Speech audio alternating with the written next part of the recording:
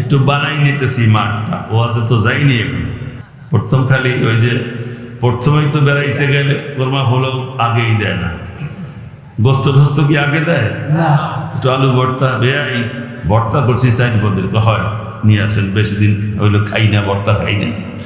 আগে ভর্তা, এরপরে একটু ভাজি, তারপর একটু বেগুন ভাজি, তারপরে না আস্তে আস্তে ইলিশ মাছ, চিংড়ি মাছ, এগুলো আস্তে আস্তে নিয়ে আসে। হ্যাঁ হ্যাঁ, অনেকে মনে করে কোরআন নিয়ে রাজনীতি করে গে, আছে না? মাহফিল সুস্থভাবে করতে পারে না এখনো, কান খাওয়ায়, কোন বক্তা আসবে, কি আলোচনা করবে, কয়টা পর্যন্ত করবে, কোনো কথা জানি মুখ দিয়ে ফুসকে বাইরে না, তার মানে ওনারা যে আকাম করছেন, যদি এই আকামের কথাগুলো আওয়াজের মধ্যে হয় তো না গা জ্বলিয়ে বুঝিয়া সারকার হয়ে যাবে। ঠিক আসতে কইলেন কে? চোর রে চোর কইলে রাগ হয়, ভালো মানুষের চোর কইলে হাসে, ঠিক কিনা? ডাকাত ডাকাত করলে ফাল মারে 3টা, ভালো মানুষের ডাকাত করলে একটু মুস্কি হাস দিয়ে চলে যায়, ও রাগ করে না। ও আর যদি কোনো চোর বাটপা, কোনো শয়তান, কোনো খুনি, কোনো গুম করা ব্যক্তির সঙ্গে, দলের সঙ্গে যার লিয়াজু আছে, কোরআন থেকে এই কথাগুলো শুনলে ওদের মুখোশ উন্মোচন হয়, ওরা তখন গোসায় ফেটে পড়ে, আলেমের মুখ চেপে ধরার চেষ্টা করে, কথা ঠিক কিনা? করে। আমার বন্ধুগণ, আল্লাহ রাব্বুল আলামিন বলেছেন, সৃষ্টি যার, হুকুম চলবে তার। বুখারীর মধ্যে রাসূলুল্লাহ বলছেন, লা তাআতা লিমাখলুক ফি মাসিয়াতিল খালিক। আল্লাহর বিরুদ্ধে হুকুম আচরণ করে আল্লাহর হুকুমের সঙ্গে সাংঘর্ষিক এমন কোন হুকুম মানুষ মানতে পারবে না। লা তাআতাল মাসিয়াত, তিরমিজির হাদিস। গুনার কাজে কোনো ইতাআত নাই, আনুগত্য নাই। ইন্নামাত তাআতু ফিল মারুফ, সমস্ত নেকের কাজের আনুগত্য করতে হবে, কোন গুনার কাজের আনুগত্য করা যাবে না, জায়েজ নাই, হারাম। এখন বলবেন হুজুর, এই কোরআনে কি রাজনীতি আছে? আছে কিনা আছে আমি আয়াত দিয়ে বলবো, শুনতে রাজি আছেন কিনা? তার আগে বলা দরকার পলিটিক্স অর্থ কি। রাজনীতি, পলিটিক্স মানেই হলো রাজনীতি।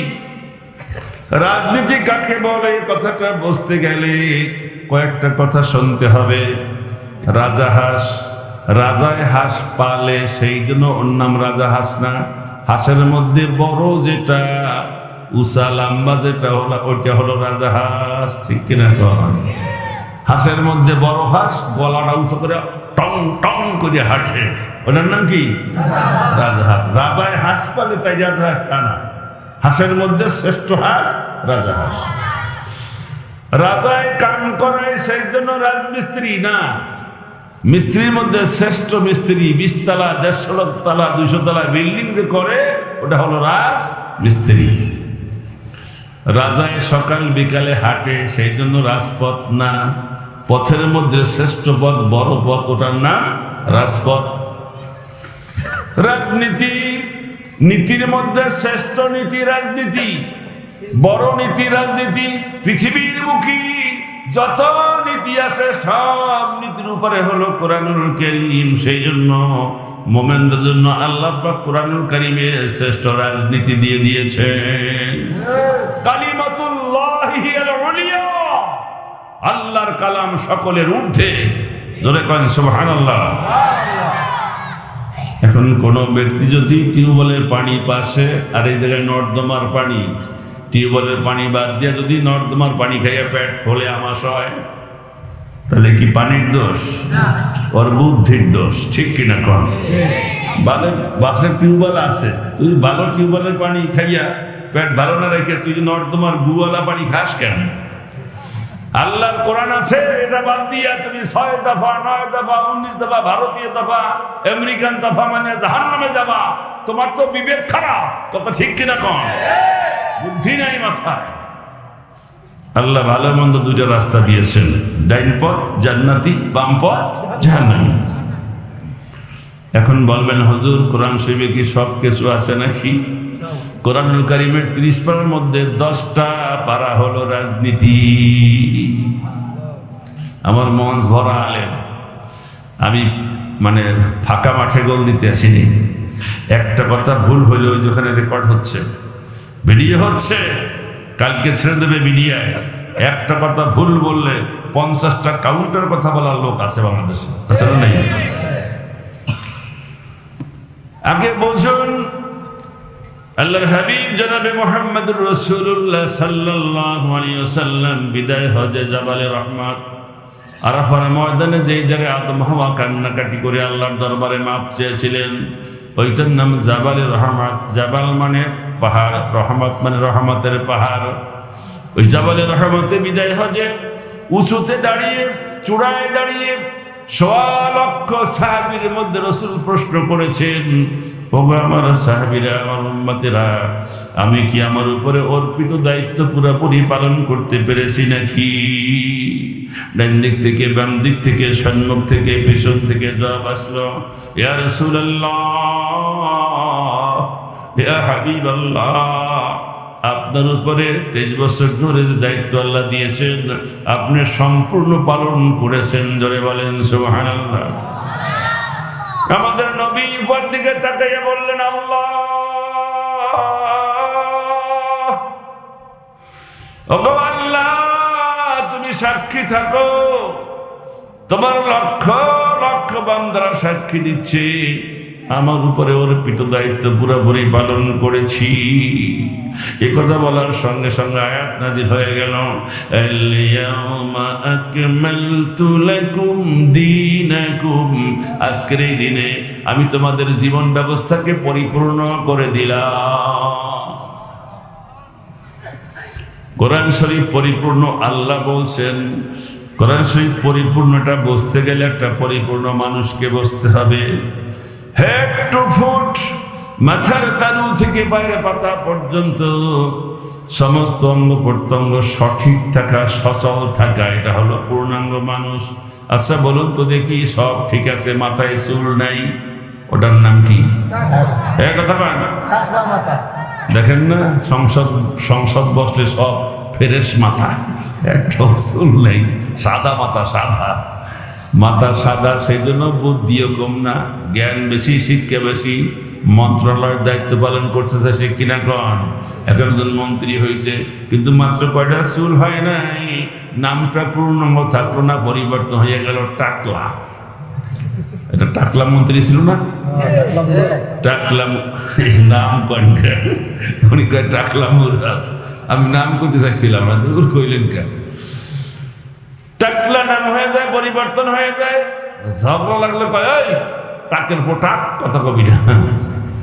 বাপের ওটাকে বানাই দেয়, তাহলে বোঝা গেল আল্লাহ যে অঙ্গ প্রত্যঙ্গ দিয়েছেন তার মধ্যে অল্প কয়েকটা চুল খালি মাথায় হয় নাই, নামটা পরিবর্তন হইয়া পূর্ণাঙ্গ নাম বাদ দিয়ে হয়ে গেল টাক করিম।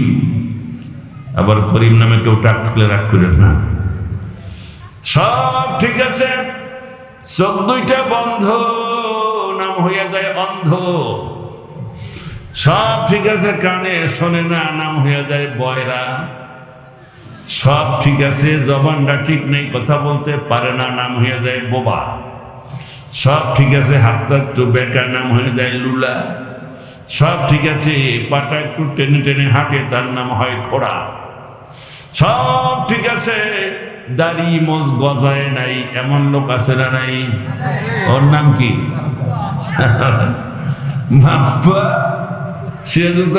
মাকুম দিয়া সাতক্ষীরা কয় খাটাসিয়া।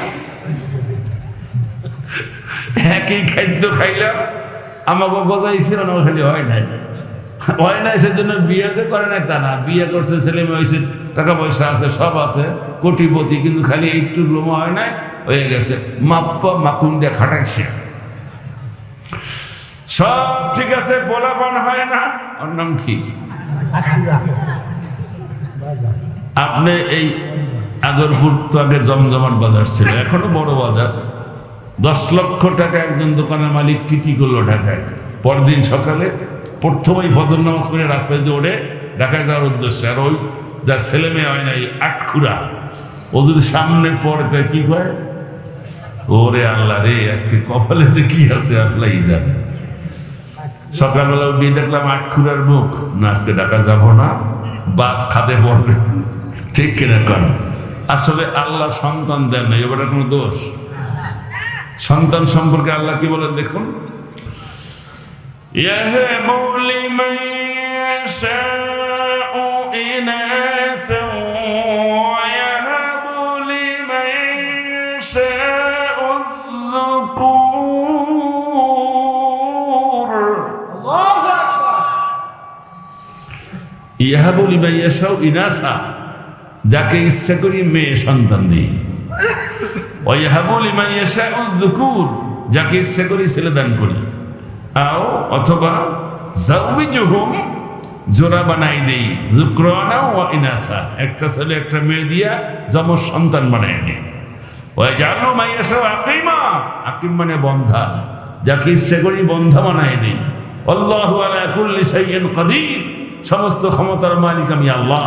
জোরে বলেন সুবহানাল্লাহ। তাহলে এই আয়াত দিয়ে বোঝা গেল সন্তান দেন না, কে দেন না? আল্লাহ। তো ওই ব্যাটার কোনো দোষ, তার যৌন কোনো সমস্যা নাই, তাহলে বউ চলে যেত। ঠিক কিনা কন? সন্তান হয় নাই, নাম পাল্টে কি হয়ে গেল? আটখুরা। তাদেরকে আমি দেখলে মনে করি কুযাত্রা।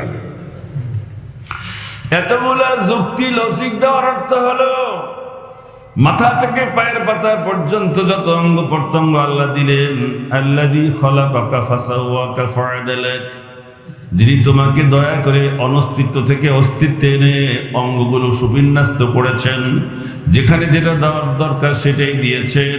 আর একটা কম যদি হয়, বিকলাঙ্গ হয়ে যায়, এটা দুই একটা অঙ্গ হানি হয়ে যায়, তাকে পূর্ণাঙ্গ মানুষ বলা যায় না। ঠিক তেমনি কোরআনের মধ্যে নামাজ আছে, রোজা আছে, অর্থনীতি নাই, পূর্ণাঙ্গ হবে নাকি? অর্থনীতি আছে, রাজনীতি নাই, পূর্ণাঙ্গ হবে? রাজনীতি আছে, শিক্ষানীতি নাই, এডুকেশন নীতি নাই, এগ্রিকালচার নীতি নাই, ভোট নীতি নাই, নেতা নির্বাচন নীতি নাই, সংসদ নীতি নাই, পূর্ণাঙ্গ হবে? আল্লাহ কি মিথ্যা বলছেন? আকমালতু লাকুম দীনাকুম, কোরআনকে আমি আল্লাহ পরিপূর্ণ করে দিলাম।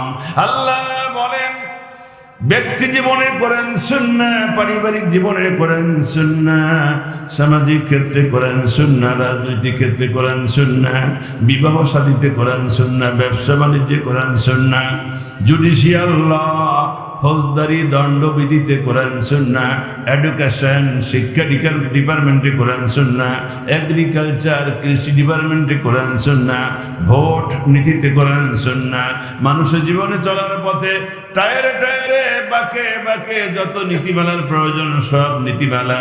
কুল্লুন ফি কিতাবিম মুবিন, মানুষের যত নীতির প্রয়োজন সব নীতি আমি আল্লাহ কোরআনুল কারীমের মধ্যে ওপেন টু অল, খোলাখুলি লিখে দিয়েছি। আপনি রাজনীতি আনবেন ইন্ডিয়া থেকে, নামাজ পড়বেন কোরআন দিয়া, রোজা রাখবেন কোরআন দিয়া, অর্থনীতি আনবেন পুঁজিবাদী অর্থনীতি আমেরিকা থেকে, আপনি কোরআন দিয়ে হজ করবেন, আর ধর্ম নিরপেক্ষতাবাদের সবক নেবেন কুফরিবাদ ভারত থেকে, আওয়ামী লীগ করিয়া। এ শিখাইছে কেটা আপনাকে? কে শিখাইছে? কোরআনের সাথে বিটলামি করবেন না, পারলে মানেন, না মানলে চুপ করে থাকেন। কোরআনের বিরুদ্ধে অবস্থান নিলে আপনি জাহান্নামী, জাহান্নামী, জাহান্নামী, লা শাক্কা ফিহি, কোনো সন্দেহ নাই। কোরআনী আইন কায়েমের আন্দোলন করা ফরজ, প্রত্যক্ষ পরোক্ষভাবে এর বিরোধিতা করা, বিরোধী দলের সঙ্গে থাকা, সাপোর্ট দেওয়া হলো কুফরি গুনাহ। আপনি যদি চুপ থাকেন সেটা হলো মুনাফিকি, চুপ থাকার সুযোগ নাই। কলেমা পড়ে কোন নবীর উম্মত চুপ করে থাকে নাই। নবী যা করেছেন তাই তারা করেছে, নবী যা বলেছেন সেটা পালন করেছে, জান দিয়ে করেছে, মাল দিয়ে করেছে, দেশ থেকে হিজরত করে করেছে, সম্পদের মায়া করে নাই, জীবনের মায়া করে নাই, সন্তানের মায়া করে নাই, সবচেয়ে বেশি মায়া করছে আল্লাহর কোরআনকে।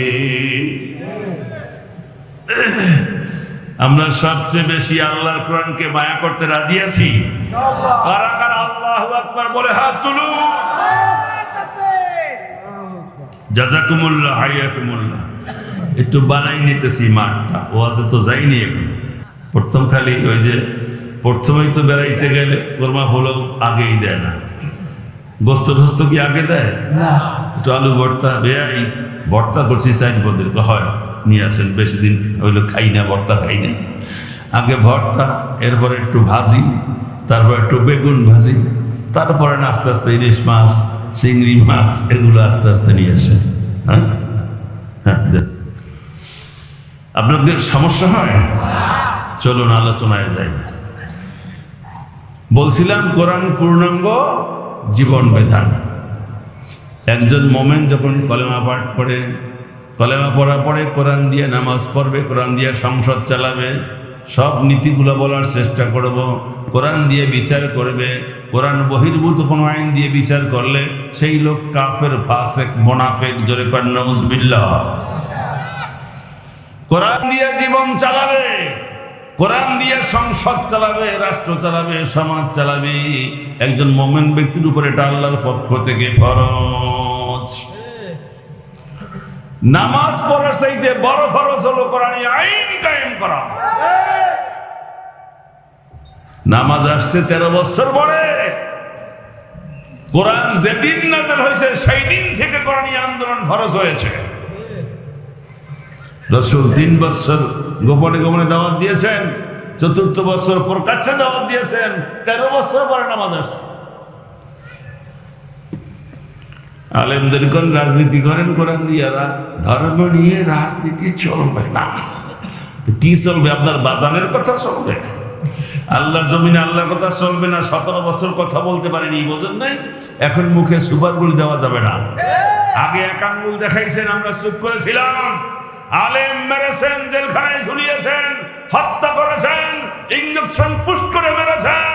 আলেমের বসার সময় নাই, একটা দিলে 5টা দেওয়া হবে। কোনো ছাড় নাই, কোনো ছাড় নাই।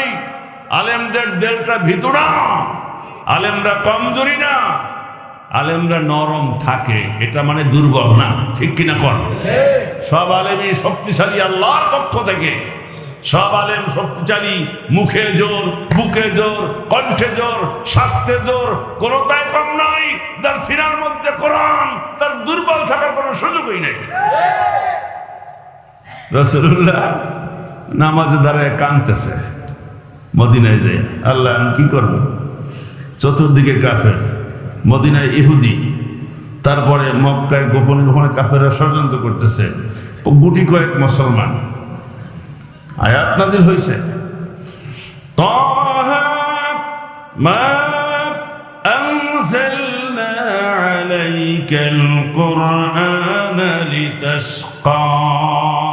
হে নবী, আমি কোরআন এজন্য নাজিল করি নাই, কোরআন থাকবে আর আপনি দুর্বল হয়ে যাবেন, হতাশা হয়ে যাবেন। যেই জাতির কাছে, যেই লোকের কাছে কোরআন থাকে, সেই ব্যক্তি হতাশ নয়, সেই ব্যক্তি দুর্বল না। তার মন মানসিকতা সবার চেয়ে উপরে থাকা উচিত। মৃত্যুর ভয় করা ঠিক না, জেল জরিমানার ভয় করা ঠিক না।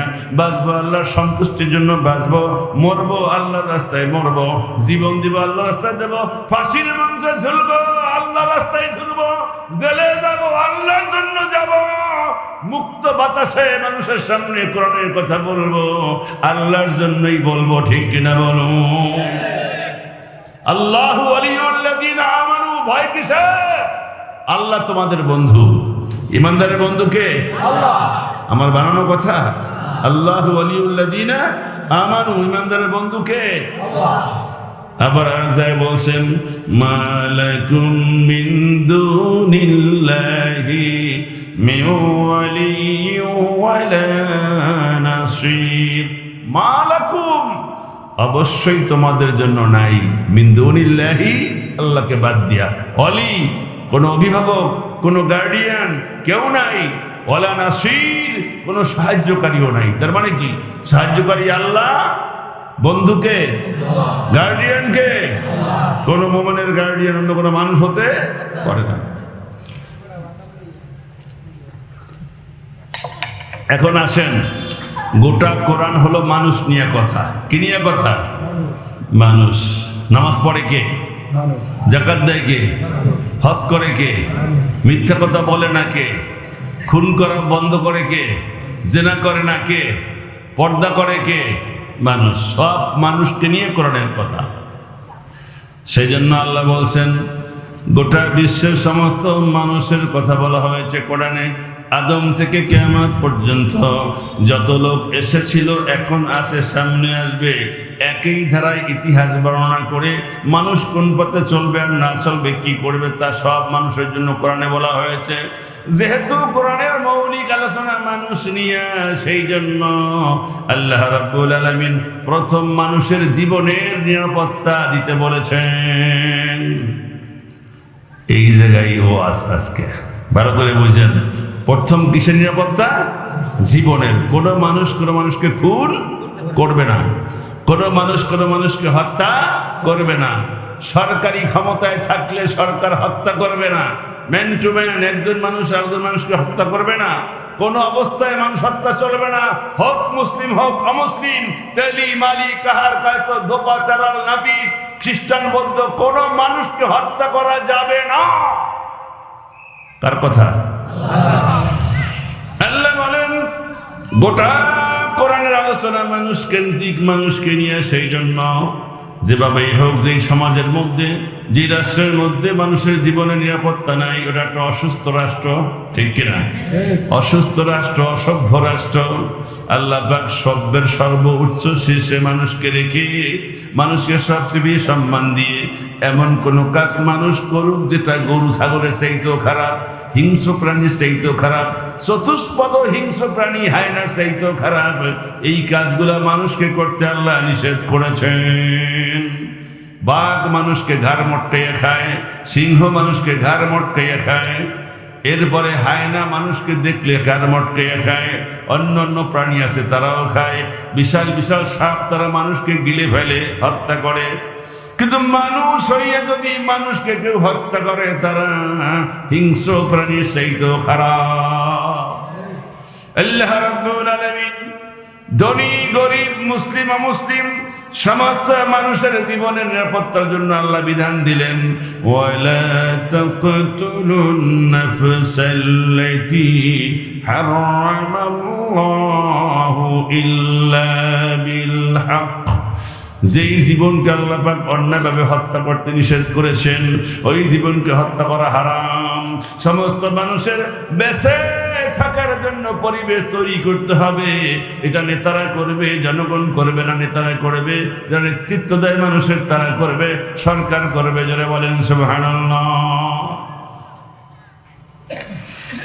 আবু দাউদ শরীফের হাদিস, রাসূলুল্লাহ বলেছেন, লাইসা মিন্না মান দাআ ইলা সাবিয়্যা। ওই ব্যক্তি আমার দলভুক্ত না যে দলগত স্বার্থের জন্য মানুষকে ডাকে। ওয়ালাইসা মিন্না মান কাতালা আলা সাবিয়্যা। ওই ব্যক্তি আমার দলভুক্ত না যেই ব্যক্তি দলগত স্বার্থের জন্য সংগ্রাম করে, আন্দোলন করে। ওয়ালাইসা মিন্না মান মাতা আলা সাবিয়্যা। যেই ব্যক্তি দলগত স্বার্থের জন্য সংগ্রাম করতে করতে মৃত্যুবরণ করে, ওই ব্যক্তি আমার দলভুক্ত না। রাওয়াহু আবু দাউদ। আবু দাউদ শরীফের হাদিস। চিৎকার দিয়া কোন সুবহানাল্লাহ। বাংলাদেশে যত হত্যা হচ্ছে ব্যক্তিগত স্বার্থের জন্য, দলগত স্বার্থের জন্য, কথা ঠিক না বেঠিক? আজ ওরে কোন ঠিক কিনা? আল্লাহ বলছেন অন্যায়ভাবে হত্যা করা যাবে না। তাহলে ন্যায়ভাবে একটা হত্যা আছে অবশ্যই। সেটা কি? সেটা হলো কোনো মানুষ যদি কোনো মানুষকে নিজের স্বার্থের জন্য হত্যা করে, সাক্ষী নিয়ে তাকেও হত্যা করতে হবে। এটা সরকার করবে, আইন কারো হাতে তুলে নেবে না, সরকার বিচার করবে কোর্টের মাধ্যমে। 2 নম্বর হলো কোনো মানুষ যদি মুসলমান ছিল, এখন যদি বলে আমি আল্লাহকে মানি না, পরকাল মানি না, এই ব্যক্তি মোরতাদ। মোরতাদ ব্যক্তির শাস্তি হলো হত্যা। 3 নম্বর হলো কোন বিবাহিত পুরুষ, বিবাহিতা নারী যদি পরকীয়ায় জেনায় জড়াইয়ে পড়ে, জেনা করে, তাহলে সাক্ষী টাক্ষী নিয়ে যদি সত্য প্রমাণ হয়, পুরুষকে মাজা সমান মাটির মধ্যে গেড়ে, নারীকে গলা সমান মাটির মধ্যে গেড়ে পাথর মেরে মাটির সঙ্গে মিশাইয়া দিতে হবে। এটা চরিত্র ভালো রাখার জন্য এই বিচার ব্যবস্থা, জোরে করেন সুবহানাল্লাহ। কিন্তু বাংলাদেশে যত হত্যা হয়েছে এই তিনটার একটাও না। পরকিয়া প্রেম করছে স্বামী, সৌদি আরব দেশে আসার পরে পরকিয়া সেই নকল স্বামীকে নিয়ে নিজের স্বামীকে বালিশ চাপা দিয়ে হত্যা করে, আর একটা মেয়ের প্রেমে পড়ে নিজের বিবাহিত স্ত্রীকে বালিশ চাপা দিয়ে হত্যা করে, ঔষধ পুশ করে হত্যা করে, বিষ খাওয়াই হত্যা করে। আলেমদেরকে কোরআন বলার কারণে মরে নাই, ইঞ্জেকশন দিয়ে মারে, আবার মিথ্যা মামলা দিয়ে ফাঁসির মঞ্চে ঝুলা। মামুনুল হকের বাবা আমার ওস্তাদ, দাদা ওস্তাদ, যিনি বুখারী শরীফের প্রথম বাংলা তর্জমা করেছেন, অনুবাদ করেছেন, শাইখুল হাদিস আল্লামা মগফুর, মরহুম মগফুর আইজুল হক রহমতুল্লাহ আলাইহি। অত বড় আলেম দক্ষিণ পূর্ব এশিয়ায় নাই। সেই লোকটা বুখারী শরীফ হাদিস হাতে, আহারে শুধু রাজনীতি করতে আসছিল। লাইতে বুড়া মানুষ, 14-15টা উল্টি খাইয়া প্রায় মাসখানে হাসপাতালে ছিল। তার যোগ্য সন্তান, ব্যাগ্রের হুঙ্কার চাইতে বড় হুঙ্কার মামুনুল হক, ঠিক কিনা বলেন? যার বংশের 70-এর অধিক, যেই পরিবারের 70 জনের বেশি হাফেজে কোরআন, আলেমের গোষ্ঠী, মুফতি, মুহাদ্দিস সবই বাড়ির মধ্যে ভর্তি। আমার দাদা ওস্তাদ আইজুল হক রহমতুল্লাহ আলাইহি, তার ছাত্র শরফি আমার ওস্তাদ বুখারী বলেন, ওনার ছাত্রের কাছে আমি পড়েছি। আমার বন্ধুগণ খুব ভালো করে খেয়াল করুন, মামুনুল হককে জেলখানায় নিয়ে 3টা বছর এমনভাবে শাস্তি দিয়েছে, 2টা হাত ঝুলাইয়া নিচের থেকে দাঁড় করাইছে, পরে নিচের বেঞ্চ বা চেয়ার সরাই নিচে, ঝুলে আছে ওই আলেম মানুষ। আমির হামজা ছোট্ট একটা ছেলে, যার কথা শুনলে হাজার হাজার লোকের সমাগম। সরকারের এত ভয়, সরকার যদি মুসলমান হতো বলতো হুজুর আপনি ওয়াজ করেন, লক্ষ লক্ষ লোক হইলে আমাদের দেশের গর্ব, কথা ঠিক কিনা? কিন্তু কোরআন বিরোধী চক্র যারা, তাদের দিলের মধ্যে ভয়, যদি কোরআনের পক্ষে লোক বেশি চলে যায় আমার গদি টলটলায়মান হয়ে যাবে। এই ভয়ের চোখে সামরারে অ্যারেস্ট করিয়া শেষ পর্যন্ত 3টা বছর ওনাকেও হাত উপরে বাইন্দা ঝুলাই রাখছে, 7 ঘন্টা পর্যন্ত ঝুলিয়ে রেখেছে। আমার কাছে বলছে হুজুর ভাবছিলাম আর বাঁচবো না, কারেন্টের শর্ট দিয়েছে, মাথা থেকে পা পর্যন্ত কয়েক জায়গায় কারেন্টের শর্ট দিয়েছে। সন্দীপ মাহফিলে যাইয়া কানতে কানতে প্রায় মঞ্চে বেহুশর অবস্থা, ঠিক কিনা কম, চিৎকার দিয়ে কেঁদেছে। আর একজন আছে মিজানুর রহমান আজহারি, আরে ছোট্ট একটা মানুষ, 2জনের সমান বয়স প্রায়, যার কথা দিনের সঙ্গে রাত্রে সঙ্গে লক্ষ লক্ষ লোকের সমাগম, ঠিক কিনা বলেন? দেখলো 64 জেলায় যদি 64টা সভা করে কোরআনের পক্ষে ডাক দেয় ইসলামী আইন কায়েমের জন্য, এই শ্রোতার ঠেকানো যাবে না। তখনকার ধর্ম প্রতিমন্ত্রী বললেন আপনি দেশ ছাড়েন, যদি না ছাড়েন সাইদির মতো একই অবস্থা হবে, আজীবন কারাদণ্ড দেওয়া হবে। 1 সপ্তাহের মধ্যে, ওয়ানলি 1 উইক তিনি চলে গেছেন। কোথায়? মালয়েশিয়া। জন্মগত অধিকার, আল্লাহ পাক যেই ভূমিতে যাকে জন্ম দিয়েছেন তার ওটা জন্মগত নাগরিক অধিকার। এদেশের হাওয়া, এদেশের বাতাস, এদেশের বাতাসের অক্সিজেন, জমির উর্বরতা, জমির ফসল, এটা আমার ন্যায্য অধিকার, পাওনা, ঠিক কিনা বলুন? আজহারিকে সরাইছো 1 সপ্তাহের মধ্যে, এদেশে আলো বাতাস থেকে বঞ্চিত করেছো। আল্লাহ পাক তোমাকে এমন শিকড় কেটেছেন, 3 মাস পরে তুমি আল্লাহর দুনিয়ায় থাকতে পারো নাই। 3 মাস পরে মরছে, 3 মাস পরে মারা গেছে স্ট্রোক করে।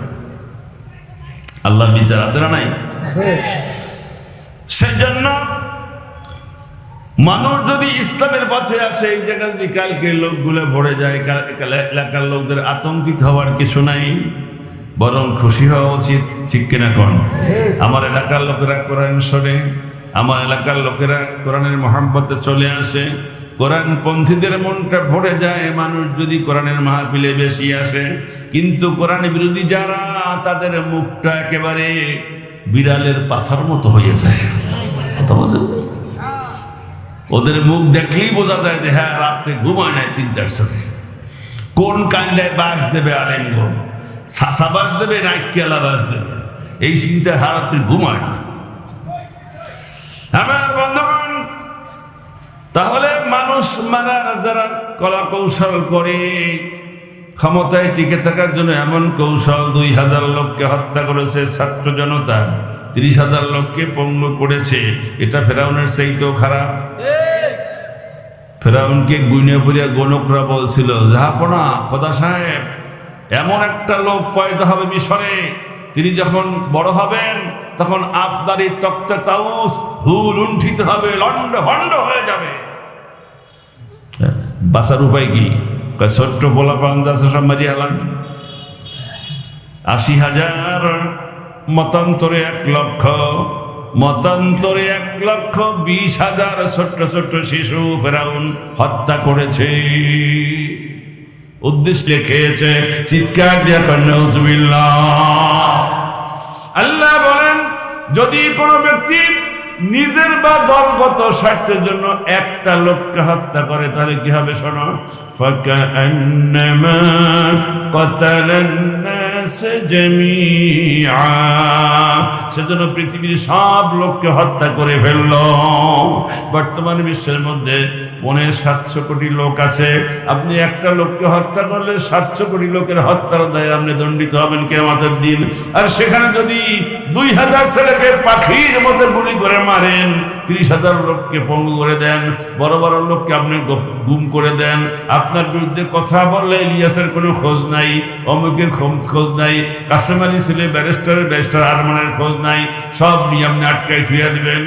আজমি ব্রিগেডিয়ার ছিলেন, তাকে ধরে নিয়ে আয়নাঘরে রেখেছ, 10টা বছর অপেক্ষা করে তার বউটা চলে গিয়েছে, এখন সে বার্ধক্যে চলে গিয়েছে, তার 10টা বছর কিয়ামতের দিন আল্লাহ পাক তোমার থেকে আদায় করবেন, ঠিক কিনা বলুন? নৌকার বাইরে আমরা কি করছি, ওরে মাসুম হাসিনা মধ্যে ফেসবুকে আমি কি করছি, মাসুম কিছু জানে না, আসলে তো করে নাই, উনি করাইছে, ঠিক কিনা করেন? উনি তো হত্যা করে নাই, ওনার পেট্রো বাহিনী, ওনার গুন্ডা বাহিনী, ওনার ভারতীয় পুলিশ বাহিনী মানুষকে হত্যা করেছে। আপনি জানেন বাংলাদেশে লক্ষ লক্ষ শিক্ষিত ছেলে বেকার, 90,000 ভারতীয় পুলিশ বাংলাদেশে চাকরি করে। খবর রাখেন, এটা আমরা জীবনের ঝুঁকি নিয়ে কথা বলছি। যাত্রাপথে আবার গাড়িতে গুলি হতে পারে, কিন্তু জাতিকে সজাগ করা আমাদের দায়িত্ব, ঠিক কিনা কোন? 26 লক্ষ ভারতীয় লোক বাংলাদেশে চাকরি করে, যেখানে 2 থেকে 2.5 কোটি শিক্ষিত যুবক ছেলে বেকার। কোঠা আন্দোলন এমনি হয় নাই, ন্যায্য অধিকার আন্দোলন এমনি হয় নাই। ছেলেরা পাস করিয়া ঢাকাতে গরিব ঘরের সন্তান মুখ বান্ধা গামছা বান্ধা রিক্সা চালায়। আছেন কোন জায়গায়? এত পীড়িত কেন? এ দেশের লোক নাই কাজ করার মতো? আমার বন্ধু পন্থালে গেল, জীবনে নিরাপত্তা দেওয়া হয় না, নিরাপত্তার পরিবর্তে কি খুনের পথ বেছে নেওয়া হয়, কথা ঠিক কিনা? অ্যাজ লাইক এ ফেরাউন। যেরকম কি ফেরাউনের দল কেউ করবেন? জোরে বলেন করবেন? ফেরাউনের দলে থাকবেন? ওদের সাথে বন্ধুত্ব করবেন? কারা কারা করবেন না দেখি হাত উঁচু করেন।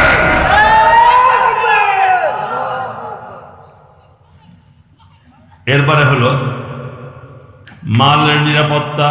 মানুষ থাকলে মাল থাকবে, ঠিক না বে ঠিক? জানের নিরাপত্তা।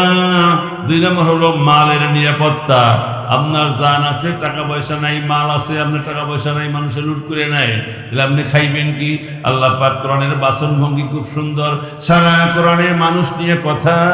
মানুষ বাঁচতে গেলে মালের দরকার, মাল সংরক্ষণের কথা আল্লাহ কোরআনে বলে দিয়েছেন। আল্লাহ বলেছেন, বাহুবল, অস্ত্রবল, ধনবল, জনবল, ক্ষমতার দাম্ভিকতা, এইটা দিয়া জোর খাটাইয়া কারো সম্পদ খাবা না।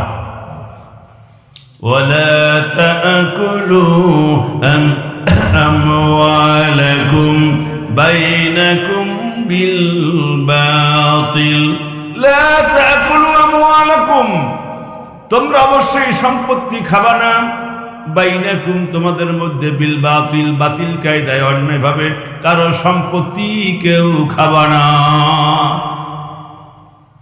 ক্ষমতার জোরে মাছের ঘের লুট হয়েছে না হয় নাই? কথা বলেন। সুপারি পারিয়া নিচে না নাই? জমির আইল ঠেলছে, মিথ্যা জাল দলিল করছে, চাঁদাবাজি করেছে, কাউন্টার দখল হয়েছে, দোকান দখল হয়েছে, দোকান বেদখল, দোকান থেকে বাজারের দোকান থেকে আপনাকে আউট করা হয়েছে, কথা ঠিক কিনা কন? তাহলে মালের নিরাপত্তা নাই। আল্লাহ বলছেন জানের নিরাপত্তা, মালের নিরাপত্তা। মালের মধ্যে সবচেয়ে বেশি নিরাপত্তায় হীনতায় ভোগে গেল এতিম মানুষ। ধনী এতিম, গরিব এতিম। ধনী এতিম, কোটিপতি মারা গেছে, তার ছেলে এতিম। মা মরলে এতিম হয় না, বাবা মারা গেলে এতিম হয়। কোটিপতি মারা গেছে, ছেলে এতিম, ধনী এতিম। এই ধনী এতিম দুই জায়গা দিয়ে বঞ্চিত হয়। একটা হলো গ্রামের প্রভাবশালী লোকের দ্বারা, আর একটা হলো পরিবারের মধ্যে বড় ভাই দ্বারা সে লাঞ্ছিত হয়, ঠিক কিনা কম? আল্লাহ ডাক দিয়ে বলেন ওয়ালা তাকরাবু মালাল ইয়াতীমি ইল্লা বিল্লাতী হিয়া আহসান। এতিমের মালের কাছেও যাবা না যদি তা সংরক্ষণ করার ইচ্ছা না থাকে। এতিমের মালের কাছে যাবা উপকার করার জন্য, একটু চাটা চোটার জন্য, খবরদার তার মালের কাছেও যাবা না। কোরআন কারীমে আল্লাহ বলছেন ইন্নাল্লাযীনা ইয়াকুলুনা আমওয়ালাল ইয়াতামা যুলমান ইন্নামা ইয়াকুলুনা ফি বুতুনিহিম নারা। ইন্নাল্লাযীনা ইয়াকুলুনা, নিশ্চয় যারা ভক্ষণ করে, আমওয়াল ইয়াতামা, এতিমের মাল, জুলমান, জুলুম করে, ফি বুতুনিহিম নারা, সেজন্য বাতুন অর্থ পেট, নারা মানে জাহান্নামের আগুন, সেজন্য জাহান্নামের আগুন দিয়া পেটটাকে ভর্তি করতেছে। বাবা মারা গেলে হাদিসের ভাষায় বড় ভাইয়ের দায়িত্ব সবাইকে সমভাবে সম্পত্তি আল্লাহ পাক কোরআনে সূরা নিসার মধ্যে যেভাবে বন্টন করে দিয়েছেন, এইভাবে সকলকে বন্টন করা তার জন্য ফরজ। বড় ভাই বয়স 42, ছেলে পেলে 6টা, নিজেরা 2 জন 8 জন। ছোট ভাই বয়স হলো 16 বছর, কেবল কলেজে ফার্স্ট ইয়ারে পড়ে, কিন্তু ওকে জমি জমা দিয়ে দেওয়া বড় ভাইয়ের জন্য ফরজ। বড় ভাই জানে আমিও যা পাবো ও তাই পাবে, যদি এখন ভাগ করিয়ে দিয়ে দিই তাহলে আমার কপালে ভাত জটবে না, ঠিক কিনা করুন? তখন বাজে কথা পায়, তোরে এখন জমা জমি দেওয়া যাবে না, দিলে মানুষে কারিয়ে নেবে, তুই চালাই দিবি, সংরক্ষণ করতে পারবি না। আসলে এগুলো সব ভাঙভুং কথা। জমি দিয়া দিলে ওই 6 জন 8 জনের কপালে ভাত জটবে না, ঠিক কিনা করে? পরে কয় হজটা একটু করিয়ে নেই, তারপরে দেবো না। ওই টাকা দিয়ে হজ করিয়ে আসে, ধান বেচে, সুপারি বেচে টাকা দিয়ে হজ করিয়ে আসে। তুমি কার টাকা দিয়ে হজ করবে? তুমি চেনো? কোরআনে আল্লাহ কি বলছেন? ওয়ালিল্লাহি আলান নাসি হিজ্জুল বাইতি মান ইসতাতা ইলাইহি সাবিলা। ওয়ালিল্লাহি আলান নাসি, ওই মানুষের উপরে আল্লাহর হক।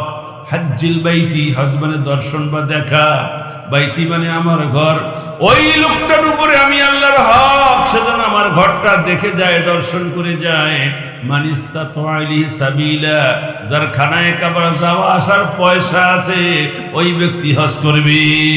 ছোট ভাইকে বঞ্চিত করে, বোনকে ফাঁকি দিয়া, বোনকে আগরপুর বাজারের জমি 1 শতক 10 লাখ টাকা, ওই বিলের মধ্যে সারার মধ্যে 5 বিঘার দাম আছে 5 লাখ টাকা। এখানে 1 শতক ফাঁকি দিয়া ওই জায়গা দিয়ে দেওয়া যাক, ভূতেও কেনে না।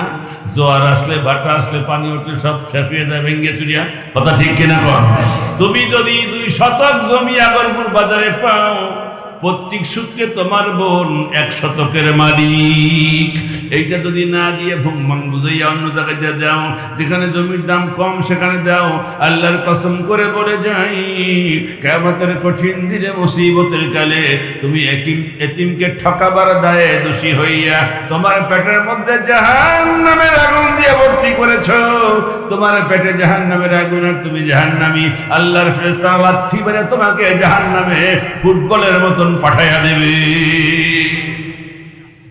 তুমি আজি হয়েছ, তুমি আজি হইলে পাজি কিনা?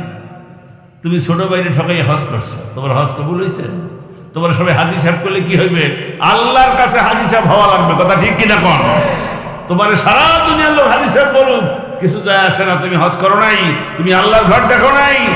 আল্লাহর ঘর তো আবু জেহেলও তপ করছে, আল্লাহর ঘর আবু লাহাব তপ করেছে। আবু লাহাবের জন্য আয়াত নাজিল হয়েছে তাব্বাত ইয়াদা আবি লাহাবি ওয়া তাব।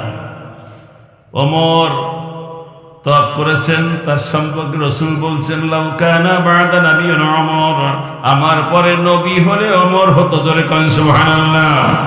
একজনের তপ তাকে নবীর দরজায় পৌঁছে দিয়েছে, আর একজনের তপ তাকে জাহান্নামে পৌঁছাই দিয়েছে। তপের মতো তপ করতে হবে, ফরজ মান্য তপ করতে হবে, কোরআন সুন্নাহ বিধিবিধান পালন করে তপ করতে হবে। মারা টাকা দিয়া, সরকারি টাকা দিয়া, এমপি হইয়া, মন্ত্রী হইয়া, জনগণের টাকা কলমের খোসায় জনগণের মারামারিয়া হজ করিয়া আসবা। তোমার হজ কিয়ামতের দিন আল্লাহ পাক তোমার মুখের উপরে নিক্ষেপ করবেন, তুমি হাজি হও নাই। তোমার যাওয়া উচিত তারকেশ্বর, বৃন্দাবন, গয়া, কাশী। তুমি মক্কা শরীফ যাও কেন? তুমি হরে কৃষ্ণ দেশে যাও, ঠিক কিনা? এখন সেই দেশে যায় সমস্যা, আমাদের সমস্যা হয়। কেবল একটা বললাম জানে নিরাপত্তা, এরপরে হলো মালের নিরাপত্তা। গরিব মাল গরিবের মাল, এতিমের মালের নিরাপত্তা। এরপরে সরকার পোর ফান্ডের টাকা মারিয়ে খায়, বিজিএফ কাট মন্ত্রীরা মারিয়ে খায়, এমপিরা মারিয়ে খায়, এমপিও যারা তেল মাহা দল আছে আমলা, ওরা মারিয়ে খায়। আসলে গরিবদের জন্য বিদেশে সাহায্য দেয়, গরিব পর্যন্ত আসে না, ঠিক কিনা? কোরআনী আইন যদি কায়েম হয়, একজন ধনী লোক যা পাবে, একজন গরিব লোক তাই পাবে।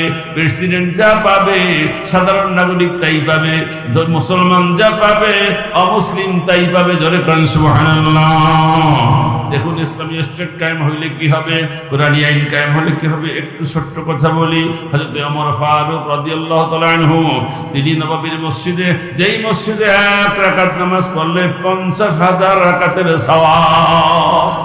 একবার আল্লাহ বললে 50,000 বার বলার সওয়াব, একবার দুরূদ শরীফ পড়লে 50,000 বার দুরূদ শরীফ পড়ার সওয়াব। ওই মসজিদে নববী, যেই মসজিদের মেম্বারে খুতবা দিয়েছেন, আকায়ে নামদার তাজদারে মদিনা, মাকামে মাহমুব জনাব মুহাম্মদুর রাসূলুল্লাহ সাল্লাল্লাহু আলাইহি ওয়াসাল্লাম যেখানে খুতবা দিয়েছেন, ওমর দাঁড়াইছেন খুতবা দেওয়ার জন্য। টকবক এক যুবক তরবারি হাতে নিয়ে বলছে, আমিরুল মুমিনিন, খুতবা দেবেন না, খুতবা শুনবো না, বক্তৃতা বন্ধ করুন। যুবক, কেন, কি হয়েছে তোমার? প্রশ্ন কি বলো? এবার বাইতুল মাল থেকে আপনি কাপড় যেটুকু পেয়েছেন, আমি অতটুকুই পেয়েছি। সবাই এক টুকরা কাপড় পেয়েছে, এক টুকরা কাপড়ে লম্বা জামা আমাদের হয় নাই। আপনি অত বড় লম্বা জামা বানাবার জন্য বাড়তি কাপড় কোথায় পেলেন? এই জবাব না দেওয়া পর্যন্ত রাসূলের মেম্বারে দাঁড়াইয়া খুতবা দিবেন না। জবাবদিহিতা সরকার কারে কয়? শেখেন, কোরআনী আইন লাগবে। আমার থমকে দাঁড়ায় গেলেন। তার ছেলে আব্দুল্লাহ রাসূলের সাহাবী ছিলেন। আব্দুল্লাহ দুর্দর্শিতা, তার বুদ্ধিমত্তা দেখে আল্লাহ নবী খুশি হয়েছেন, তাকে আদর করতেন। সেই সুবাদে বড় বড় সাহাবীরা আব্দুল্লাহকে আদর করত। আব্দুল্লাহ দাঁড়ায় গেলেন। আইয়ুহাল হাজিরুন রাহিমাকুমুল্লাহ, হে উপস্থিতি, আপনাদের উপর আল্লাহ পাক রহম নাজিল করুন।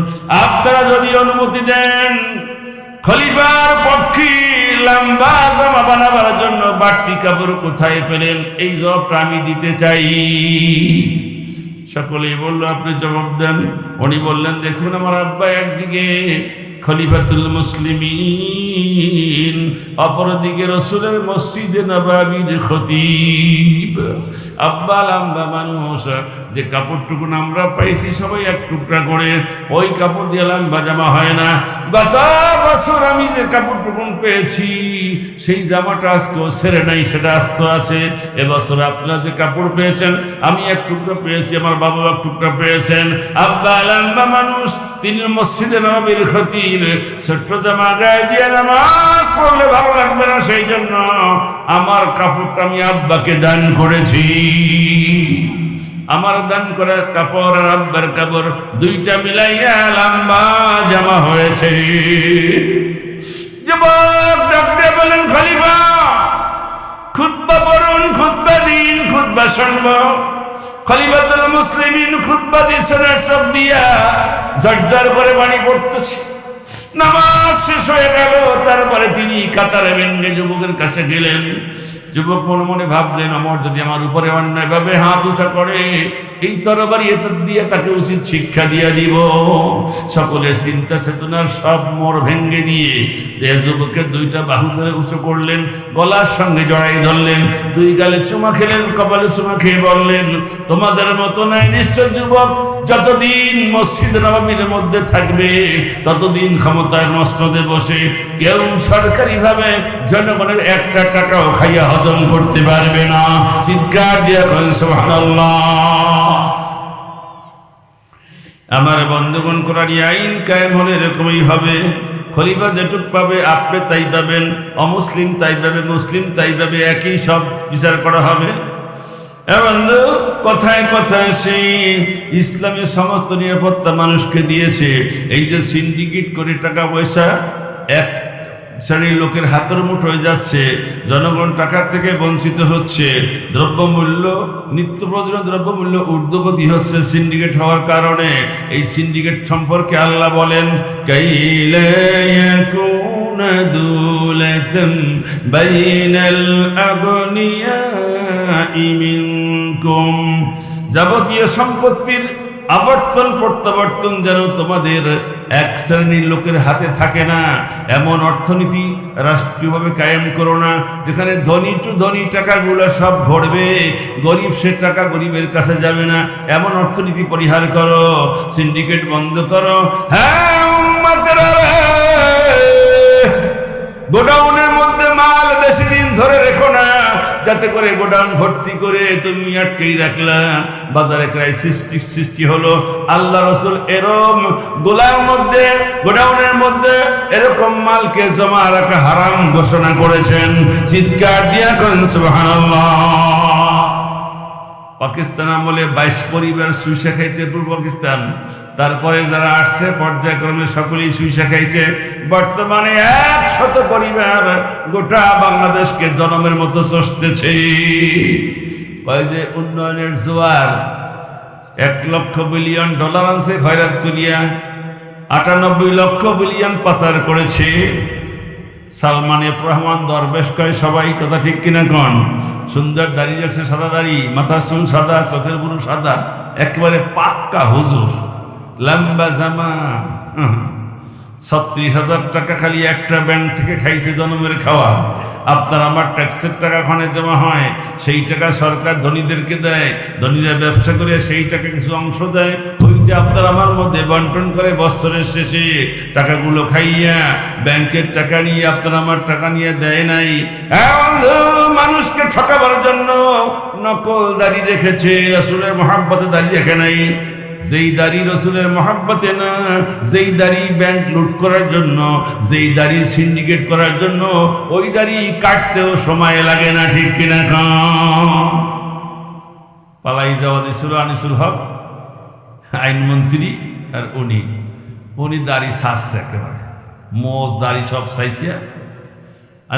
আনিসুল হক ধরা পড়ছে, চিন্তা করছে আমি একলা ধরা পড়বো কেন, আমার ধরবে নেই, হয় তাহলে ওই আর একজন আছে, ওটা কে রাখা, ওটা সালমানের প্রমাণ।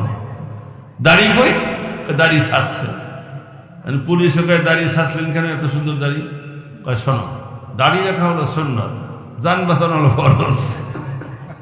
দেখছেন কত বড় মুক্তি, আমাদের আর কতটুকু মুক্তি? হে মুক্তির বাপ, দাড়ি রাখা সুন্নাত, জান বাঁচানো ফরজ। জান তো বাঁচাইতে পারলাম না, ইচ্ছা মতো যান বাঁচাইতে চাইলে যান বাঁচে না, ঠিক কিনা? উনি ওনার ইচ্ছা মতো যান বাঁচাবার চেষ্টা করেছে। এমনি সিন্ডিকেটের বিরুদ্ধে কোরআনে কথা আসছে, রাস্তাঘাটে প্রিজিং হবে না। খালি নামাজের ওয়াজ করবো কেন? ওয়াজ নাই কোরআনে? মেয়েরা নিরাপত্তায় হাঁটবে। রসুল সাল্লাল্লাহু আলাইহি ওয়াসাল্লাম সাহাবীরা কষ্ট করতে করতে বলছেন, মাতা নাসরুল্লাহ, হে আল্লাহ নবী, আল্লাহর সাহায্য কখন আসবে আর তো পারি না। রাসূল বলেছেন, শোনো, এত অধৈর্য হও কেন? তোমাদের পূর্বে বহু নবীর উম্মতদেরকে লোহার চিরুনি দিয়ে গোশত ছড়াই দেওয়া হয়েছে। 2টা উটের পায়ের সঙ্গে দুইটা পা বেঁধে দড়ি লাগাই দেওয়া হয়েছে, দুইটা উট দুই দিকে চালাই দেওয়া হয়েছে। আজ তো মানুষটা চিরে দুই ভাগ হয়ে গিয়েছে। ওগো আমার সাহাবীরা, সেই কষ্টের তুলনায় তোমাদের কোনো কষ্টই হয় নাই। শুভ সংবাদ শুনে নাও, আল্লাহর সাহায্য কাছেই। এমন একটা সময় আসবে, সানা থেকে হাজরামাউত পর্যন্ত, তার মানে হলো ইয়ামান থেকে মদিনা পর্যন্ত, একটা ষোড়শী তরুণী, 16 কলায় ভরপুর, যৌবন ছটায় পরিপূর্ণ এক অনুপমা সুন্দরী নারী রাতের বেলা একাকিনী হাঁটবে। তার ইজ্জত যাওয়ার কোনো ভয় থাকবে না, তার চরিত্র লুণ্ঠন হওয়ার কোনো ভয় থাকবে না, সোনার গয়নাগুলো চুরি ডাকাতি হওয়ার কোনো ভয় থাকবে না। শুধু একটা ভয় থাকবে, তা হলো আল্লাহ রাব্বুল আলামিনের ভয়। জোরে কোন সুবহানাল্লাহ। ইসলামী রাষ্ট্র কায়েম হলে এখান থেকে বরিশাল একটা যুবতী মেয়ে একা একা যাবে, কোনো ভয় থাকবে না, কারণ সবাই জানে ওকে গায়ে হাত দেওয়া জাহান্নামে যাওয়া লাগবে। ঠিক কিনা কোন?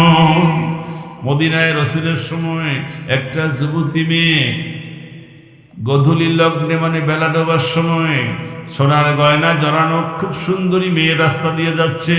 পাহাড়ি পথ ঘুরতে ঘুরতে সন্ধ্যা ঘনায় আসছে। হঠাৎ একটা যুবক সামনে পড়েছে।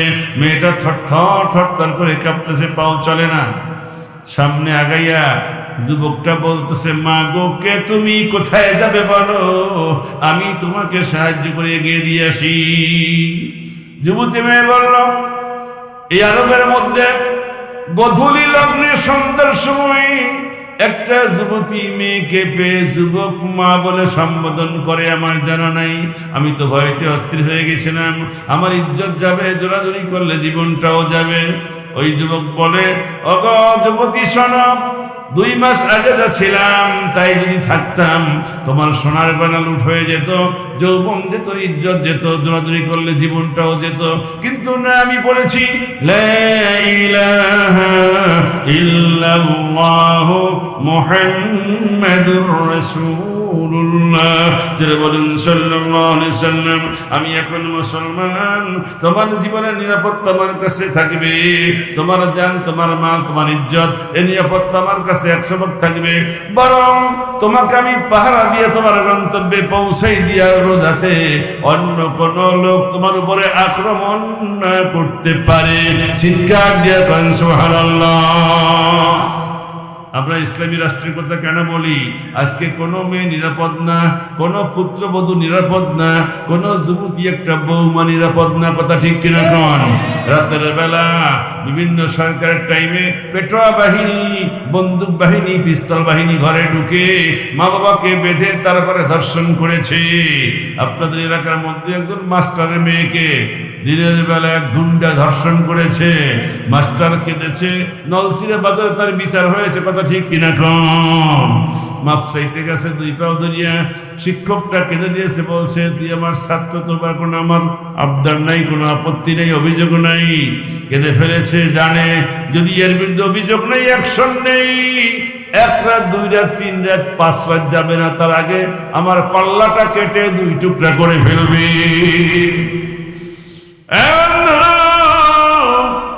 জীবনের নিরাপত্তার জন্য ইফটিজিং হবে না, মেয়েরা সুখে হাঁটতে পারবে। আল্লাহ কোরআনে বলছেন, কুল্লিল মুমিনিনা ইয়াগুদ্দু মিন আবসারিহিম। হে নবী, সমস্ত মুমিন পুরুষকে বলুন, তারা যেন রাস্তায় চলার সময় চোখের দৃষ্টি নিচের দিকে রাখে, কোনো বেগানা মেয়ে ছেলের দিকে তাকাবে না। তাকাইবেই তো না, তাকানোই হারাম। ইফটিজিং করার সুযোগ কোথায়? ঠিক কিনা বলো? একটা নারী, আপনার যুবতী, আপনার তরুণী, তম্ভী মেয়ে রাস্তা দিয়ে হাঁটবে নিরাপত্তা সহকারে, এটা তার অধিকার, এটা তো ইসলামিক অধিকার, নাগরিক অধিকার, ইমানের অধিকার। দেশে যদি বিচার না থাকে, নিজের দলের লোক 5টা জেনা করলো, কোনো কেস মামলা নেবে না, 6টা খুন করলো, পুলিশ সেখানে অন্ধ। কথা ঠিক কিনা? আর একটা আমার দল করে না, বিরোধী দল, ও কোনো অন্যায় করে নাই, এমনি মিথ্যা 10টা মামলা দিয়া ওকে হয়রানি করে রাখতে হবে। ঠিক না বেঠিক? বরিশাল টাউনে কোরআনে তাফসীর করতেছি, হঠাৎ এসে হাতে কয়রা দিছে পুলিশ। আমি বললাম, কি ভাই, ঘটনা কি? জানি না, উপরের নির্দেশ। কিসের নির্দেশ? রাসূলুল্লাহ বলেছেন, সায়াতি জামানুন আলা উম্মতি, আমার উম্মতের উপরে এমন একটা সময় আসবে যাকে মারবে সে জানে না কেন মারতেছে, যে মারবে সেও জানে না কেন মারতেছি। আমি জানি না আমার অপরাধটা কি, যে আমাকে অ্যারেস্ট করছে সেও জানে না আমার অপরাধ কি। তাহলে 1400 বছর আগের হাদিস কতটা সত্য খেয়াল করেছেন? আর এটা আওয়ামী লীগ গভর্নমেন্টের পক্ষেই সম্ভব হয়েছে। আবার বলে বাংলাদেশে আসবে, টুকপুস করে ঢুকে পড়বো, টুকপুস করে ঢুকে বলে আমরা লজেন্সেস পড়াই, 1 লক্ষ মরবো, 1 লক্ষ। টুকপুস করে ঢোকা যাবে না, ঠিক কিনা কম? আল্লাহ যে স্বাধীনতা দিয়েছেন এইটা হরে কৃষ্ণর দেশ না, রবি ঠাকুরের দেশ না, রামকৃষ্ণের দেশ না, স্বামী গোসাইজির দেশ না, এটা শাহজালাল, শাহপরান, শাহ আলী বগদাদি, খাজা খানরানি, মাইনুদ্দিন চিশতি এবং বড় বড় আল্লাহ ওলির দেশ। এটা বলে সুবহানাল্লাহ ওয়া বিহামদিহি। এই দেশে ফাজলামি করতে আসলে আয়নাঘর বানাইছিলাম মানুষের জন্য, তোমারে ঢুকানো হবে। খালি তুমি একলা জামা, তোর গোষ্ঠী শুদ্ধ ঢুকানো হবে। বেশি লম্বা লম্বা কথা বললে সমস্যা আছে। আপনি যদি অন্যভাবে কাউকে একটা আঙ্গুল দেখান, আপনি দিক কয়টা ফিরে থাকে? 3টা। সাবধান, এই আঙ্গুলকে তুই সাবধান, তুই সাবধান, তুই সাবধান। এই বুড়োটাকে ঠিক ঠিক ঠিক। আচ্ছা, তো ব্যাখ্যা বখ্যা দেখছেন। এরকম শরীয়তের 500 হুকুম। কয়শো? 500। একটা কষ্টের কথা বলি, এরকম আপনার ব্যক্তি জীবন, পারিবারিক জীবন, জীবনের নিরাপত্তা, মালের নিরাপত্তা, জানের নিরাপত্তা, গরিবের সম্পদের নিরাপত্তা, এতিমের সম্পদের নিরাপত্তা, সব কিছু সরকার দিবে, ইসলামী সরকার। যেরকম সুবহানাল্লাহ। মনে করছেন ভোটের কথা কোরআনে নাই? আছে? আল্লাহ বলেন ভোট, ভোট শুনুন।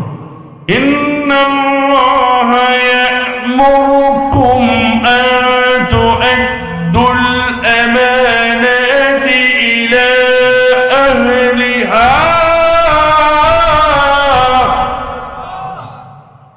নিশ্চয় আল্লাহ পাক তোমাদের হুকুম দিচ্ছেন, আন তু'আদ্দুল আমানাত, তোমাদের কাছে সমর্থনের যে আমানতটা আছে, 10 জন সমর্থন দিলে চেয়ারম্যান হয়ে যাবে, 200 লোক সমর্থন দিলে মেম্বার হয়ে যাবে, আছে না নাই?